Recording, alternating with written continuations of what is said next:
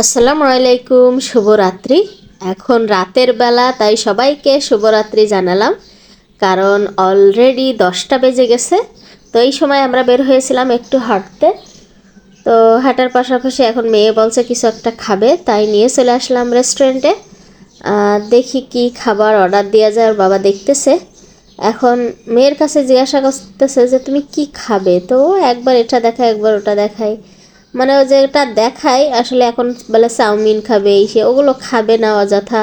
তা আমি বললাম তোমার মতো তুমি দাও, কারণ ও তো বারবারই ঝামেলা করবে না। তো ওর বাবা দেখতেছে যে কি খাবার অর্ডার দেওয়া যায়। তো অলরেডি পছন্দ করে অর্ডার দিয়ে দিয়েছে। আমাদের এই তো খাবার চলে এসেছে।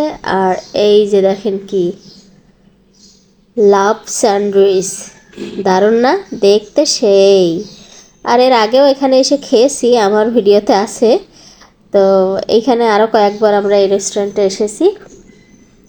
তো খাবার যেহেতু দিয়ে গেছে, আর কি বসে থেকে কি হবে, এখন খাওয়া শুরু করব সবাই মিলে।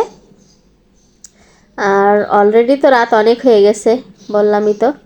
মানে এখন অলরেডি 10:30টার বেশি বেজে গেছে। খাবার অর্ডার দিলে তো বেশ অনেকটা সময় নেয় ওরা খাবারটা বানানোর জন্য।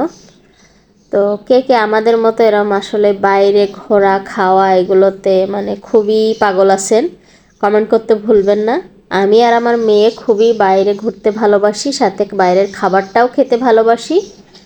তো আগে তো আমি একা ছিলাম, আর এখন আমার সঙ্গী জুটে গেছে, আমার মানে দল ভারী হয়ে গেছে। এখন আর কোনো সমস্যা নেই। এখন আমি না বললেও আমার মেয়ে বলে, বাবু আমাদেরকে বাইরে নিয়ে যাবা না, ঘুরতে নিয়ে যাবা না, তারপরে কোনো কিছু খাওয়ার প্রয়োজন হলে আমি এটা খাবো ওইটা খাবো, এভাবে সে বলে। তো দেখা যায় আমার কাজটা অনেকটা আগাই দেয় সে। একরকম ভালোই হয়েছে সঙ্গীটা হয়ে আমার। তো যাই হোক, আমাদের খাওয়া দাওয়া শেষ হয়ে গেছে। আর সে তো আল্লাহর রহমতে স্থির থাকে না কোনো সময়, সে হাঁটতেছে আর খাইতেছে, পায়চারি করে আর খালি খায়। তা আমি বললাম তুমি এটাই করো, মানে এটা কি বাসা, মানে পুরো বাসার মতো বানিয়ে ফেলে। মানে না বোঝা পর্যন্ত এগুলোই করবে, দুঃখ করেও লাভ নেই, আফসোস করেও লাভ নেই, বলেও লাভ নেই, সব লসের পালা। যাই হোক, খাওয়া দাওয়া আমাকে একদম কমপ্লিট, এখন আমরা বাসায় রওনা দেব।